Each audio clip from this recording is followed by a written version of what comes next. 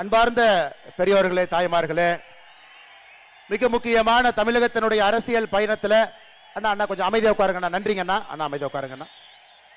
தமிழகத்தினுடைய அரசியல் சரித்திரத்தில் ஒரு பெரிய மாற்றத்தை உருவாக்கி கொண்டிருக்கக்கூடிய நம்முடைய மாநில தலைவர் அண்ணன் நயினார் நாகேந்திரன் அவர்களுடைய தமிழகத்தை சூழ்ந்திருக்கக்கூடிய இருட்டாட்சியிலிருந்து நம்மை காப்பாற்றி 2026 ஒரு பெரிய மாற்றம் வர வேண்டும். தேசிய ஜனநாயக கூட்டணி ஆட்சியிலே அமர வேண்டும்.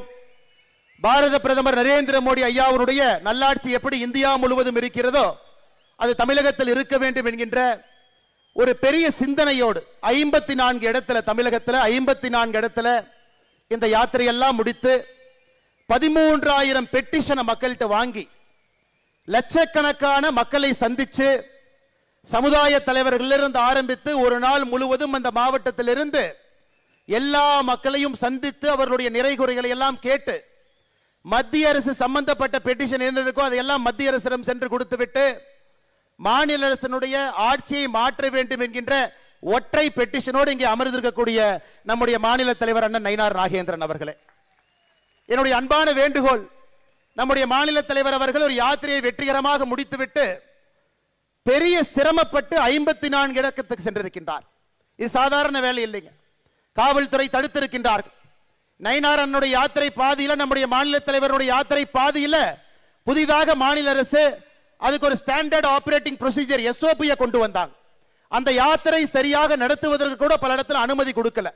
அதையெல்லாம் உடைத்து தமிழகத்தினுடைய அரசியல் மாற்றத்திற்கு எந்த காலத்திலும் கூட பேசப்படுகின்ற யாத்திரையாக நடத்தி காட்டியிருக்கக்கூடிய மாநில தலைவருக்கு பெரிய கரகோஷத்தோடு நீங்கள் எல்லாம் வரவேற்பு அளிக்க வேண்டும் என்று அன்போடு உங்களை கேட்டுக்கொள்கின்றேன். இந்த யாத்திரையினுடைய நிறைவு விழாவுக்கு நம்முடைய தேசத்தினுடைய உள்துறை அமைச்சர் அமித்ஷாஜி அவர்கள், உண்மையை சொல்லணும்னா தமிழகத்தில் பட்டி தொட்டி எல்லாம் நம்முடைய முதலமைச்சர் ஸ்டாலின் அவர்களை விட அதிகமாக அமித்ஷாஜி அவங்க வந்திருக்கிறாங்க. அவர் புதுக்கோட்டைக்கு இங்கே வர வேண்டும், ஏதோ நகரத்துக்கு வரணும், சென்னைக்கு வரணும், கோயம்புத்தூருக்கு வரணும் என்று வரல. புதுக்கோட்டைக்கு வரணும், தேசிய தலைவர்கள் இங்கே வர வேண்டும், புதுக்கோட்டை மண்ணிலே உங்களை சந்திக்க வேண்டும் என்று நம்முடைய மாநில தலைவர் அண்ணன் நயினார் நாகேந்திரன் அவருடைய வேண்டுகோளை ஏற்று புதுக்கோட்டைக்கு வந்திருக்கக்கூடிய நம்முடைய மத்திய உள்துறை அமைச்சர் திரு அமித்ஷாஜி அவர்கள், அவருடைய செயல்பாடுகளை நாம் எல்லோரும் பார்த்து கொண்டிருக்கின்றோம். தமிழகத்தில் எந்த அளவுக்கு சட்டம் ஒழுங்கு சந்தி சிரித்துக் கொண்டிருக்கிறதோ இந்தியாவில் உள்துறை அமைச்சரை பொறுத்தவரை 100க்கு 100 என்கின்ற அடிப்படையில் மிகச் சிறப்பாக ஒரு உள்துறை அமைச்சராக நமக்கு பணியாற்றி கொண்டிருக்கின்றார். ஒரு பெரிய வேள்வி எடுத்தாங்க. மார்ச் 2026 இந்தியாவில் நக்சலிசம் என்கின்ற வார்த்தை இருக்கக்கூடாது என்கின்ற வேள்வி எடுத்தாங்க. கிட்டத்தட்ட இந்தியாவில் நக்சலத்தை முடித்தே விட்டார். இன்னும் 2 மாதம் தான் பாக்கி இருக்கு. 100% நக்சல் முத் பாரத்தாக இந்தியாவை மாற்றிக் கொண்டிருக்கக்கூடிய உள்துறை அமைச்சர் அவர்கள் இன்னைக்கு புதுக்கோட்டை வந்து நம்மை சந்தித்துக் கொண்டிருக்கின்றார். அருமை சொந்தங்களே, இந்த யாத்திரை ஆரம்பித்தது மதுரை. அதன் பிறகு படிப்படியாக தமிழகத்தினுடைய எல்லா பகுதியும் போய் எல்லா மக்களையும் சந்தித்து இன்னைக்கு நிறைவாக புதுக்கோட்டை மக்களுக்கு இந்த பெருமையை கொடுக்க வேண்டும் என்பதற்காக இந்த யாத்திரையினுடைய நிறைவு விழா புதுக்கோட்டையில் நடந்து கொண்டிருக்கிறது. அருமை சொந்தங்களே, இன்னைக்கு நம்முடைய தமிழகத்தினுடைய முகமாக நம்முடைய மக்களுடைய நிறை குறை எதாக இருந்தாலும் கூட உடனடியாக நிவர்த்தி செய்து மக்களுடைய அன்பையெல்லாம் பெற்று வெற்றிவேல் யாத்திரையின் மூலமாக தமிழக சட்டமன்றத்தில் பல ஆண்டுகள் கழித்து 4 சட்டமன்ற உறுப்பினர்கள் அனுப்பி வைத்து நமக்காக பாடுபட்டு கொண்டிருக்கக்கூடிய நம்முடைய மத்திய இணையமைச்சர் அண்ணன் முருகன் அவர்கள் மேடையின் மீது இருக்கின்றார். தமிழகத்தினுடைய பிரபாரிகள், மிக மூத்த தலைவர்கள், அரசியல் அனுபவம் வாய்ந்தவர்கள், நேரடி அரசியலை பார்க்கிறாங்க, களப்பணியில தேர்வு பெற்றவர்கள், அப்படிப்பட்ட அற்புதமான தேர்தல் பொறுப்பாளர்கள் நமக்கு கொடுத்திருக்கின்றார்கள். நான் வரும்பொழுது பிரபாரியினுடைய பெயரை சொல்ல வேண்டாம் என்று சொன்னார்கள். இருந்தும் சொல்வது நம்முடைய கடமை. ஐயா பியூஷ் கோயல் அவர்கள், ஐயா அர்ஜுன் ராம் மேகால் அவர்கள், ஐயா முரளிதர் மஹோல் அவர்கள் எல்லாம் தமிழகத்தில் அடுத்த 3 மாத காலம் நம்மோடு இணைந்து மக்களோடு இணைந்து ஆட்சி மாற்றத்தை ஏற்படுத்த வேண்டும் என்பதற்காக நேரத்தை கொடுத்து உழைப்பை கொடுத்து அவர்களுடைய பொறுப்பு கிடையிலே தமிழகத்திற்கு வந்திருக்கின்றார்கள். அவர்களுக்கும் ஒரு பெரிய கரகோஷத்தை நீங்கள் அளிக்க வேண்டும் என்று அன்போடு கேட்டுக்கொள்கின்றேன். அருமை சொந்தங்களே, தமிழகத்தினுடைய பொறுப்பாளர்களாக தொடர்ந்து நம்மோடு பயணித்துக் கொண்டிருக்கக்கூடிய அரவிந்த் மேனன் அவர்கள், அண்ணன் சுதாகர் ரெட்டி அவர்கள் நம்மோடு எல்லா நிகழ்ச்சியிலும் இருக்கிறாங்க. நம்ம இன்பத்திலே இருக்கிறாங்க, துக்கத்திலே இருக்கிறாங்க. தமிழக மக்களோடு இருக்கின்றார்கள், பாரதிய ஜனதா கட்சியோடு இருக்கின்றார்கள். அவர்களுக்கே என்னுடைய மரியாதை கலந்த வணக்கத்தை தெரிவித்து மேடையில் இருக்கக்கூடிய நம்முடைய மூத்த தலைவர்கள், முன்னாள் மாநில தலைவர்கள், இன்னைக்கு மேடையில் இருக்கக்கூடிய எல்லா தலைவர்கள், மேடைக்கு முன்னிருக்கையில் இருக்கக்கூடிய மாநிலத்தினுடைய பொறுப்பாளர்கள், தலைவர்கள், நம்முடைய ஆற்றல் மிகுந்த தொண்டர்கள், இந்த யாத்திரை சிறப்பாக நடைவதற்கு முழுமையாக தன்னுடைய உழைப்பை கொடுத்து ஒரு வெற்றி யாத்திரையாக மாட்டி காட்டியிருக்கக்கூடிய அண்ணன் கருப்பு முருகானந்தம் அவர்கள் தலைமையில் இருக்கக்கூடிய இந்த முழு யாத்திரை குழுவுக்கும் கூட நாம் பெரிய நன்றிகளை தெரிவித்தாக வேண்டும். இந்த யாத்திரைக்கு வந்திருக்கக்கூடிய பத்திரிகை நண்பர்கள், குறிப்பாக இந்த மாவட்டத்தினுடைய தலைவருடைய பெயரை சொல்லும் பொழுது தொண்டர்களுக்கெல்லாம் ஒரு ஊக்கத்தை கொடுக்கும். மாவட்டத்தினுடைய தலைவர் அண்ணன் ராமச்சந்திரன் அவர்கள் இருக்கின்றார். புதுக்கோட்டையில் இந்த யாத்திரை நடத்தணும், இத்தனாயிரம் மக்களை நான் சேர்த்து காட்டுவேன் என்று சபதமிட்டு இத்தனாயிரம் மக்களை சேர்த்து புதுக்கோட்டையில் மிக வெற்றிகரமான யாத்திரையாக நடத்தி கொண்டிருக்கக்கூடிய மாவட்ட தலைவர் அவர்களுக்கும் என்னுடைய நெஞ்சார்ந்த நன்றிகளை தெரிவித்துக் கொள்கின்றேன். அருமை சொந்தங்களே, எனக்கு முன்பு பேசிய தலைவர்கள் எல்லாம் அரசியலை ஆழமாக பார்த்தவர்கள், 30-40 ஆண்டு காலம் களப்பணியில் இருந்தவங்க. இன்னைக்கு தமிழகத்தினுடைய மக்களுடைய ஒற்றை குரல், ஒரே ஒரு குரல், ஏதாவது பண்ணி இந்த திமுக ஆட்சியை வீட்டுக்கு அனுப்புங்க, ஏதாவது செய்து 2026க்கு மேல இவர்கள் ஆட்சியில் இருக்கக்கூடாது என்பதை மக்கள் எல்லா இடத்திலையும் சொல்றாங்க. முடிவெற்ற இடத்துல முடி திருத்துகின்ற அண்ணன் கடைக்கு போறீங்களா, அவர் சொல்றாரு. டீ கடைக்கு போய் டீ குடிக்கிறீங்களா, அந்த அண்ணன் சொல்றாரு. ஆட்டோ ஏறுறீங்களா, ஆட்டோக்கார அண்ணன் சொல்றாரு. தமிழகத்தில் எல்லா தரப்பட்ட மக்களும் மேலே இருந்து கீழே வரை 2026க்கு பிறகு திராவிட முன்னேற்ற கழகத்தினுடைய ஆட்சி நமக்கு வேண்டாம் என்கின்ற ஒற்றை கருத்துல முழு தமிழகமும் இருக்கிறது. இந்த யாத்திரையினுடைய வெற்றியும் கூட அதை பிரதிபலிக்கிறது. நம்முடைய எதிர்க்கட்சி தலைவர் அண்ணன் எடப்பாடி பழனிசாமி அவர்கள் 200 தொகுதிகளை தாண்டி அவருடைய யாத்திரையும் வந்து கொண்டிருக்கிறது. நம்முடைய யாத்திரை நிறைவு பெற்றுக் கொண்டிருக்கிறது. இன்னும் 90 நாள் மட்டும்தாங்க இருக்கு. நிச்சயமாக நம்ம எல்லோருக்கும் தெரியும், மக்களுடைய குரலாக மக்களுடைய எண்ணத்தை பிரதிபலிக்கக்கூடிய ஒரு பெரிய மாற்று சக்தியாக தேசிய ஜனநாயக கூட்டணி களத்தில் இருக்கிறது. 2026 அந்த மாற்றம் நிகழ்ந்தே தீரும். அன்பு சொந்தங்களே, திமுகவை பற்றி எவ்வளவு பேசினாலும் கூட அது புளிச்ச மோர்ல புளிச்ச தண்ணியை ஊத்துற மாதிரி. ஏன்னா அவ்வளவு பேர் திட்டி தீத்துட்டாங்க, ரோட்ல இருந்து திட்டுறாங்க, வீட்டில இருந்து திட்டுறாங்க. அதற்கு மேல புதுசா நான் என்ன பேச போறேன்? தலைவர்கள் எல்லோருமே பேசிட்டாங்க. சட்டம் ஒழுங்கு சந்திச்சிருக்கிறது. வீதியில ஒரு பெண் பாதுகாப்பாக, ஒரு சகோதரியோ தாயாரோ வீதியில எங்கேயுமே நடமாட முடியாது. ஏன்? நம்மை பாதுகாக்கக்கூடிய காவல்துறைக்கு பாதுகாப்பு இல்லாத ஒரு அவல நிலை தமிழகத்தில் மட்டும்தான், இந்தியாவில் எங்கேயுமே இல்லைங்க, தமிழகத்தில் மட்டும்தான் இருக்கு. பாதுகாப்பு கொடுப்பவங்களுக்கே பாதுகாப்பு இல்லைன்னா இந்த வல்னரபிள் செக்ஷன் என்று சொல்லக்கூடிய நம்முடைய பெண்களாக இருக்கட்டும், குழந்தைகளாக இருக்கட்டும், அவர்களுக்கு தமிழகத்தில் எந்த விதமான பாதுகாப்பு கடந்த 4.5 ஆண்டுகள் நாம் பார்த்திருக்கின்றோம். அருமை சொந்தங்களே, இன்னைக்கும் தலையாட்டி பொம்மையை போல முதலமைச்சர் அவர்கள் அமர்ந்திருக்கின்றார். அவருடைய கழுத்து 2 பக்கம் மட்டும்தான் திரும்பும், லெஃப்ட் டர்ன் ரைட் டர்ன். இந்த பக்கம் சொன்னா இந்த பக்கம் திருப்பார், இந்த பக்கம் சொன்னா இந்த பக்கம் திருப்பார். என்ன நடக்குதுன்னே தெரியாம ஒரு முதலமைச்சர் 4 ஆண்டு காலத்தை முழுமையாக காலம் கடத்தி இருக்கின்றார் என்றால் அது தமிழகத்தினுடைய முதலமைச்சர் உயர் திரு ஸ்டாலின் அவர்கள் மட்டும்தான். 4 ஆண்டுகளை தாண்டி என்ன நடக்குதுன்னே தெரியாம ஆட்சியில் உட்கார்ந்து இருக்கிறாங்க. அருமை சொந்தங்களை, இன்னைக்கு சொல்றாங்க பொங்கலுக்கு 3000 ரூபாய் கொடுத்துறோம்.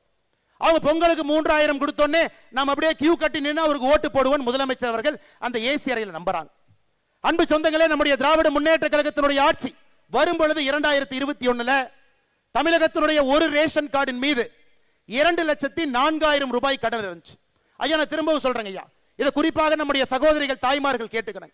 2021 திமுக ஆட்சி வந்த பொழுது ஒரு ரேஷன் அட்டையின் மீது இருந்த கடன் 2,04,000 ரூபாய். இன்னைக்கு 2025 ஜனவரி மாசத்துல இன்னைக்கு நாம் பேசக்கூடியது ஒரு ரேஷன் அட்டையின் மீது இருக்கக்கூடிய கடன் 4,54,000 ரூபாய். 2,04,000 ரூபாய் ரேஷன் அட்டையின் மீது இருந்த கடன் இன்னைக்கு 4,54,000. எவ்வளவு ஏத்திருக்கிறீங்க? 2,50,000 ரூபாய் ஒரு ரேஷன் அட்டையின் மீது ஒரு குடும்பத்தின் மீது கடனை ஏத்திட்டு பொங்கலுக்கு எவ்வளவு கொடுத்தீங்க? 2026 22 0 பொங்கலுக்கு 1 ரூபா கொடுக்கல. 2023 எவ்வளவு கொடுத்தீங்க? 1000 ரூபாய். 2024 எவ்வளவு கொடுத்தீங்க? 1000 ரூபாய். 2025 எவ்வளவு கொடுத்தீங்க? 0. 2026 எவ்வளவு கொடுக்கறதா சொல்லியிருக்கீங்க? 3000.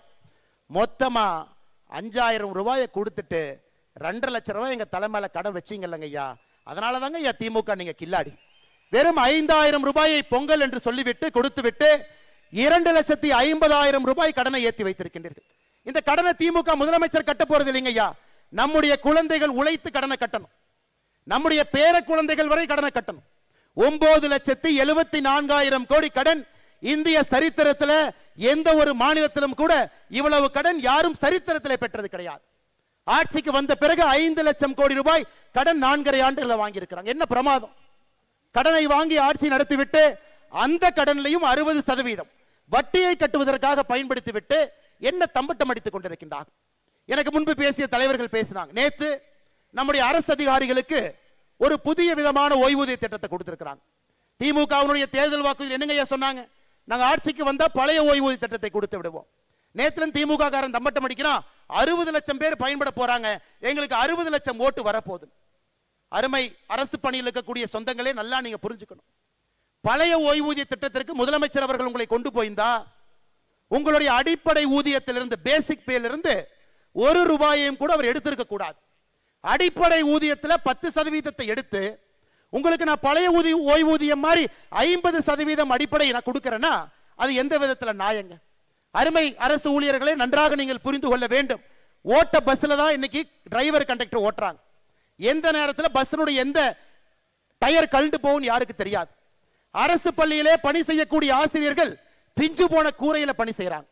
எனக்கு அரசு பணியில் இருக்கக்கூடியவர்களுக்கும் கூட நம்முடைய தேசிய ஜனநாயக கூட்டணி ஆட்சிக்கு வந்தால் மட்டும்தான் நீங்கள் வேலை செய்வதற்கு பாதுகாப்பான ஒரு இடத்தையே நம்மால் மட்டும்தான் கொடுக்க முடியும். அருமை சொந்தங்கள், அதனால என்ன நான் இதை உயர்த்திட்டேன் அதை உயர்த்திட்டேன் என்ன சொன்னாலும் கூட லெப்ட் பாக்கெட்ல இருந்து ₹10 எடுத்து ரைட் பாக்கெட்டுக்குள்ள வைக்கிறது பேரு ஆட்சி இல்லைங்க ஐயா.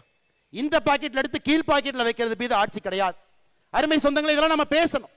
அமித்ஷாஜி அவர்கள் இங்கே வந்திருப்பதற்கான காரணம், அடுத்த 90 நாட்கள் வீடு வீடாக வீதி வீதியாக தெருமுனை பிரச்சார கூட்டத்தில் இதையெல்லாம் ஒன்றொன்றாக எடுத்து சொல்லிக்கிட்டே வரணும். யாரையும் கூட திராவிட முன்னேற்ற கழகத்தினுடைய ஆட்சி ஏமாற்றி ஆட்சி கட்டில் அமர்வதற்கு எந்த வாய்ப்பையும் கூட நம்ம கொடுக்க கூடாது. அருமை சொந்தங்களே, அது மட்டும் இல்லை, இன்னும் கொஞ்சம் நீங்க யோசிச்சு பாருங்க.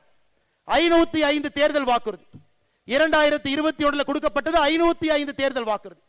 முதலமைச்சர் நேற்று சொல்றாரு 364 தேர்தல் வாக்குறுதி நிறைவேற்றிட்டோம், 40 தேர்தல் வாக்குறுதி பரிசீலனையில் இருக்கு, 57 தேர்தல் வாக்குறுதி மத்திய அரசு சம்பந்தப்பட்டது. அப்ப அவங்க சொல்றத பார்த்தா 505 தேர்தல் வாக்குறுதியில முதலமைச்சர் நேற்று சொல்வது 80% வாக்குறுதியை நிறைவேற்றி விட்டோம். இதே முதலமைச்சர் திரு ஸ்டாலின் அவர்கள் செப்டம்பர் 13ஆம் தேதி 2024 ராஜபாளையம் எம்எல்ஏ கல்யாண விழாவில் சொல்றாரு 99% தேர்தல் வாக்குறுதியை நிறைவேற்றி விட்டோம் என்று இதே முதலமைச்சர் மேடையில் சொல்றார். யோசிச்சு பாருங்க, ஒரு முதலமைச்சரே பொய் சொல்லக்கூடிய அவலமான ஆட்சி தமிழகத்தில் மட்டும்தான். நீங்க உண்மையாலுமே 80% தேர்தல் வாக்குறுதி நிறைவேற்றி இருந்தா வெள்ளை அறிக்கை விடுங்க. வாக்குறுதி 1 நிறைவேற்றப்பட்ட தேதி என்ன சொல்லுங்க, வாக்குறுதி 2 நிறைவேற்றப்பட்ட தேதி என்ன சொல்லுங்க, வாக்குறுதி 3 நிறைவேற்றப்பட்ட தேதி என்னன்னு சொல்லுங்க. எதையுமே செய்யாம 505 தேர்தல் வாக்குறுதியில நம்ம எல்லோருக்குமே தெரியும், நம்முடைய மாநில தலைவர் அவர்கள் தொடர்ந்து சொல்லிக் கொண்டிருக்கின்றார்கள், 50 தேர்தல் வாக்குறுதியை கூட முழுமையாக நிறைவேற்றாம நேற்று ஒரு பெரிய பச்சை பையை சொல்லுகின்றார், 364 தேர்தல் வாக்குறுதி நிறைவேற்றி விட்டோம், 80% என்று சொல்லுகின்றார். அருமை சொந்தங்களே, இன்னைக்கு ஆந்திராவை பார்த்துங்க ஒரு உதாரணம். தமிழகத்திற்கு வரக்கூடிய முதலீடுகள் தமிழ்நாட்டுக்கு வரும். முதலமைச்சர் அவர்கள் இந்த நிறுவனத்தை பார்ப்பார். அடுத்த நாள் அதே நிறுவனம் ஆந்திராவுக்கு போகும், கையெழுத்து போடும், பணம் தங்க போடுவாங்க. கடந்த 6 மாதமாக பார்த்து கொண்டிருக்கின்றோம், தமிழகத்திற்கு வரக்கூடிய எல்லா நிறுவனமும் ஆந்திராக்கு எங்கேயா போது வசூல் வேட்டை நடத்தி கொண்டிருக்கின்றார்கள். வசூல் வேட்டை. அங்கே பியூஷ் கோயல் அவர்கள் ப்ரொடக்ஷன் லிங்க்டு இன்சென்டிவ் ஸ்கீமை கொண்டு வந்து நிர்மலா சீதாராமன் அவர்கள் மத்திய நிதியமைச்சராக இருந்து தமிழகத்திற்கு இங்கே கம்பெனி அனுப்பிச்சா இங்க இருக்கிறவங்க கம்பெனி கட்டி கல்லா கட்டிட்டு இருக்காங்க. 15% கொடு, 20% கொடு. வரக்கூடிய ஒரு நிறுவனமும் கூட திரும்ப பக்கத்து மாநிலத்துக்கு சென்று கொண்டிருக்கிறது. இல்ல என்னங்க நடக்குது? நம்முடைய குழந்தைகளுக்கு வேலை இல்லை. 2030 தமிழகத்தை நாம் உருவாக்கலீங்க ஐயா. 1980 தமிழகத்தில் பழம்பெருமை இன்னும் பேசிக் கொண்டிருக்கின்றோம், இன்னும் முன்னாடி போகாம இருக்கிறோம். அதையெல்லாம் இந்த தேர்தல் 2026 சட்டமன்ற தேர்தல் நம்மால் உடைத்து காட்ட முடியும். நமக்கு மக்கள் சொல்லுகின்றார், மக்களுடைய பேச்சை மட்டும்தான் கேட்கணும். ஒருங்கிணைப்பாக உறுதுணையாக தேசிய ஜனநாயக கூட்டணி களத்தில் இருக்கும் பொழுது 2026 ஆட்சி மாற்றம் என்பது நிச்சயமா நடக்கும். இன்னொன்றையும் நாம் ஏமாற்றக்கூடாதுங்க. 505 தேர்தல் வாக்குறுதி என்பது மாநிலத்துக்கு கொடுக்கப்பட்ட வாக்குறுதி. அதுலயும் 50 நிறைவேற்ற ஒரு மாவட்டத்துக்கும் தனித்தனியாக கொடுத்திருக்கிறாங்க. புதுக்கோட்டை மாவட்டத்துக்கு மட்டுமே தனியாக 28 வாக்குறுதி கொடுத்திருக்கிறாங்க. மாவட்டத்துக்கு கொடுத்த தேர்தல் வாக்குறுதி எடுத்தீங்கன்னா அது ஒரு 1600 வாக்குறுதி வருது. மாவட்டத்துக்கு தனியாக கொடுத்த 1600 வாக்குறுதி, மாநிலம் முழுவதும் கொடுத்த 505, இது ரெண்டையும் சேர்த்துனீங்கன்னா 2100 வாக்குறுதிக்கு நீங்க கணக்கு போட்டீங்கன்னா 5% வாக்குறுதிகள் கூட திராவிட முன்னேற்ற கழகம் நிறைவேற்றல. எவ்வளவு தெளிவா இருக்காங்கன்னா, டிஎம்கே வெப்சைட்ல மாவட்டம் வாரியாக கொடுக்கப்பட்ட வாக்குறுதிகளை போன மாசமே நீக்கிட்டாங்க. போன மாதமே டிஎம்கே வெப்சைட்ல இருந்த மாவட்ட வாரியான வாக்குறுதிகள் நீக்கிவிட்டார். அருமை சொந்தங்களே, ஒரு உதாரணத்தை படிக்கிறேன். நம்முடைய புதுக்கோட்டை மாவட்டம் மட்டும் பாருங்க. புதுக்கோட்டை மாவட்டத்திற்கு திராவிட முன்னேற்ற கழகத்தினுடைய வாக்குறுதி, புதுக்கோட்டை புறவழிச்சாலையிலே புதிய ஒருங்கிணைப்பட்ட பேருந்து நிலையம் கட்டப்படும். என்னாச்சுங்க, கட்டினாங்களா? இல்லை. புதுக்கோட்டையிலே கால்நடை மருத்துவக் கல்லூரி தொடங்கப்படும். தொடங்கியாச்சுங்களா? இல்லை. புதுக்கோட்டை, கந்தர்வக்கோட்டை, ஆதனக்கோட்டை, ஆலங்குடியில முந்திரி பதப்படுத்தும் தொழிற்சாலைகள் அமைக்க ஆவணம் செய்யப்படும். பண்ணாங்களா? இல்லை. ஆலங்குடி கீரமங்கலத்துல நறுமண தொழிற்சாலைகளை கொண்டு வருவோம். கொண்டு வந்தாங்களா? இல்லை. புதுக்கோட்டை மாவட்டத்தினுடைய தேர்தல் வாக்குறுதியை மட்டும் உங்க முன்னாடி நான் படிக்கின்றேன். அதையே செய்யல. 28 வாக்குறுதி 3 செஞ்சிருக்கிறாங்க. இதுல 25 செய்யல. 505ல 50 செஞ்சிருக்கிறாங்க. 455 செய்யல. இதையெல்லாம் மக்களிடம் சொல்ல வேண்டும். பெரிய மாற்றத்திற்கு அச்சாரம் இடணும். நம்முடைய அமித்ஷாஜி அவர்கள் அடிக்கடி சொல்லுகின்றார், 3/2 பங்கு எம்எல்ஏக்களை தேசிய ஜனநாயக கூட்டணி இங்கே பெறும் என்கின்ற உறுதி வார்த்தையை தொடர்ந்து சொல்றாங்க. 3/2 பங்கு. இன்னைக்கு இந்த யாத்திரையை பார்த்து விட்டு அமித்ஷாஜி அவர்கள் 3/2 பங்குக்கு மேலதான் நமக்கு சட்டமன்ற உறுப்பினர்கள் கிடைப்பார்கள் என்கின்ற நம்பிக்கை வார்த்தையை நிச்சயமாக அளிப்பார்கள் என்கிற நம்பிக்கை எனக்கு இருக்கு. கடைசியாங்க ஐயா, ஆமா, தமிழ்நாடு 1ஆம் நம்பர்ல இருக்குதுங்க ஐயா. இதுல 1ஆம் நம்பர்ல இருக்கு. கள்ளச்சாராயம் சாவுல இந்தியாவுல கடந்த 4 ஆண்டுகள்ல 1ஆம் நம்பர்ல இருக்கு. ஒரு அரசே மதுபான கடை நடத்தி 55,000 கோடி வசூல் செய்வதில் நம்பர் 1ல இருக்கு. மாநில தலைவர் அவர்கள் சொன்னது போல பெண்களுக்கு, குழந்தைகளுக்கு எதிரான பெருங்குற்றம் 15% உயர்ந்திருப்பதில் நம்பர் 1ஆ இருக்கிறோம். மகன், மருமகன், முதலமைச்சர், குடும்பம் கல்லா கட்டி வசூல் பண்றதுல நம்பர் 1ஆக இருக்கின்றோம். அதை தவிர தமிழ்நாடு எதிலையும் நம்பர் 1ஆ இல்லைங்க ஐயா. நம்பர் 1ஆக வருவதற்கு தேசிய ஜனநாயக கூட்டணியால் மட்டும்தான் முடியும். நாம் எல்லோரும் இணைந்து 2026ல அந்த பொற்காலத்தை உருவாக்க வேண்டும். அதனால் அரசு ஊழியர்களாக இருக்கட்டும், காவல்துறை நண்பர்களாக இருக்கட்டும், சாதாரண பொதுமக்களாக இருக்கட்டும், உங்களுடைய வலிக்கெல்லாம் ஒரே ஒரு மருந்து மட்டும்தான். அந்த மருந்தினுடைய பெயர் தேசிய ஜனநாயக கூட்டணி. 2026 சட்டமன்ற தேர்தலில் அந்த மருந்தை மட்டும் நீங்க வாங்குங்க. அந்த மருந்தை உங்க மேல தடவுவதற்கு ஒரு வாய்ப்பு கொடுங்க. நிச்சயமாக ஒரு பெரிய மாற்றத்தை நாம் செயல்படுத்தி காட்டுவோம் என்று சொல்லி, மறுபடியும் வெற்றிகரமாக இந்த யாத்திரை நடத்தி காட்டிக் கொண்டிருக்கக்கூடிய மாநில தலைவர் அண்ணன் நயினார் நாகேந்திரன் அவர்களுக்கும், இந்த மாவட்டத்தினுடைய தலைவராக இருக்கக்கூடிய சகோதரர் ராமச்சந்திரன் அவர்களுக்கும், மேடையின் மீது இருக்கக்கூடிய எல்லா தலைவர்களுக்கும், டெல்லியிலிருந்து நமக்காக வந்திருக்கக்கூடிய நம்முடைய அருமை ஐயா அமித்ஷாஜி அவர்களுக்கும், தேர்தல் பொறுப்பாளர்களுக்கும், பத்திரிகை நண்பர்களுக்கும் நன்றி கலந்த என்னுடைய வாழ்த்துக்களை, வணக்கங்களை தெரிவித்து, புத்தாண்டு நல்வாழ்த்துக்களையும் தெரிவித்து என்னுடைய உரையை முடித்துக் கொள்கின்றேன். நன்றி, வணக்கம். பாரத் மாதா கி ஜெய். அண்ணா, இன்னுமே ஒரு 5000 பேர் நம்முடைய தொண்டர்கள் வெளியே இருக்கிறாங்கண்ணா. காவல்துறை நண்பர்களுக்கு என்னுடைய அன்பான வேண்டுகோள், அவங்க எல்லாம் கிராமத்திலிருந்து கஷ்டப்பட்டு இங்க பார்க்க வந்திருக்கிறாங்க. தலைவரை பார்ப்பதற்காக, அமித்ஷாஜி அவர்களை பார்ப்பதற்காக வந்திருக்கிறாங்க. ஐயா, பின்னாடி தயவு செஞ்சு பேரிகேடை கொஞ்சம் நீக்கி விட்டு எல்லோரையும் பார்ப்பதற்கு ஒரு வாய்ப்பு கொடுங்க ஐயா. இவ்வளவு தூரம் வந்துட்டு அவங்க அந்த யாத்திரையை பங்கு பெறாம போனாங்கன்னா பெரும் குற்றமாகிவிடும். அதனால தயவு செய்து காவல்துறை நண்பர்களுக்கு அன்பான வேண்டுகோள், அந்த பின்னாடி இருக்கிற பேரிகேட்லாம் நீக்கி எல்லோரையும் உள்ளே வருவதற்கு நீங்கள் வழிவகை செய்ய வேண்டும் என்று சொல்லி, நம்முடைய தொண்டர்கள் அமைதியாக உங்களோட இருக்கையிலே அமர வேண்டும் என்று சொல்லி வாய்ப்பு கொடுத்த நல்ல உள்ளங்களுக்கு என்னுடைய நன்றியை தெரிவித்துக் கொள்கின்றேன். நன்றி, வணக்கம். பாரத் மாதா கி ஜெய்.